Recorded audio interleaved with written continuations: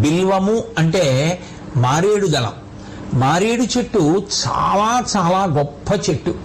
సృష్టిలో అత్యంత పవిత్రమైనటువంటి చెట్లలో మారేడు చెట్టు ఒకటి. స్పర్శనం దర్శనం పుణ్యం. ఒక్కసారి మారేడు చెట్టు వంక చూస్తే చాలు.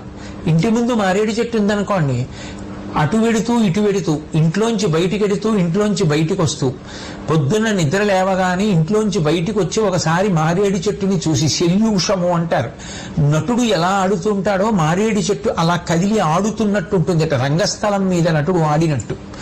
అందుకని అలా ఆడుతున్నట్టుగా ఉండేటటువంటి మారేడు చెట్టు వంక ఒక్కసారి చూస్తే చాలు పుణ్యం.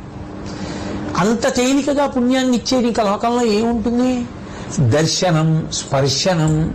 మీకు అవకాశం ఉందా? ఒకసారి మారేడు చెట్టును ముట్టుకుంటే చాలు. సూర్యాస్తమయం కాకముందు ఒకసారి మారేడు చెట్టును